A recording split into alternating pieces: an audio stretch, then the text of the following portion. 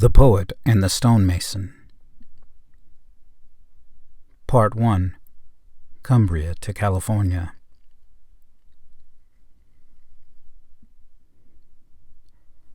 Robinson Jeffers was one of the more noteworthy American poets of the 20th century, and his voice remains relevant and powerful today, thanks in no small part to his keen eye for environmental issues. Jeffers wrote for decades before he found his poetic voice. He first identified as a poet at about age 15. He published poems in magazines here and there, and he was even able to publish a book of modest regional interest at age 29. But he was not able to write poetry of much value until he began to work with stone at age 32, and that process took years. He finally broke through at age 37.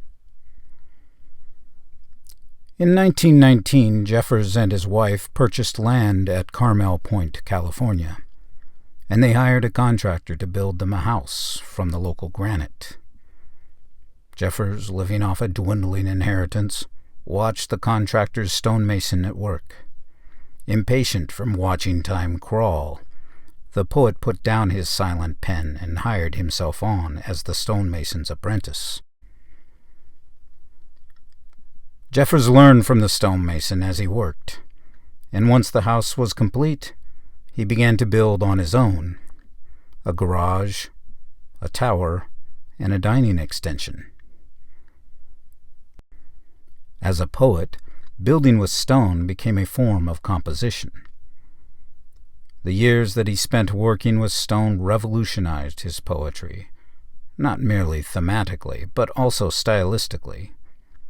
The stonemason's trade had given him a fresh poetic voice. After many years of frustration, the poet had found his muse. The story of the poet has been told on many a tourhouse tour. But not so much for the mason who built the Jeffers house and taught Jeffers the trade.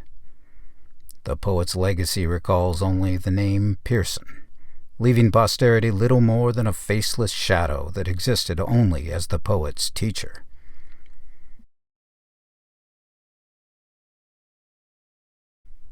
But there was much more to this forgotten tradesman than the services he provided Jeffers for several months in 1919.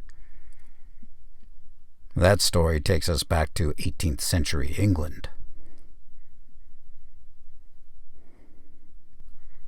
England's Lake District is her crowning natural wonder. It is the home of England's most marvelous lakes and peaks. Its landscape is dramatically post-glacial. Its heart, like that of California's Sierra Nevada, is a great granite batholith.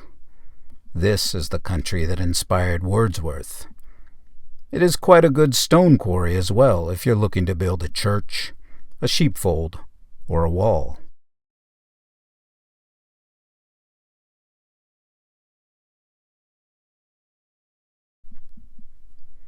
On the southern end of Lake District National Park, there is a rough prominence named Buck Crag. That's also the name of a house there, the likely birthplace of Robert Pearson. He was born in 1772, the year his mother died. Robert Pearson's maternal grandfather had been a waller, a builder of walls. Robert's Uncle James was a waller in the nearby town of Dalton-in-Furness, also the town where Robert's mother had been born, and where Robert ended up. He probably apprenticed under his Uncle James. Robert Pearson advanced from waller to stonemason. 4 of his sons and a dozen more of his grandsons would be described variously as wallers, bricklayers, masons, and stonemasons.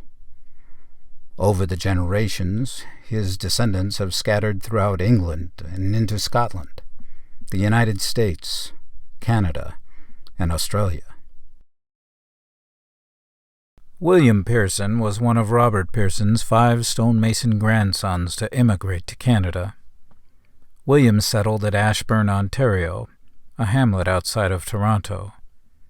Much of his stonework, built in a variety of styles, can still be seen around the towns of Whitby and Pickering. One of his creations, the Ashburn Schoolhouse, exhibits different styles of masonry on each of its 4 sides.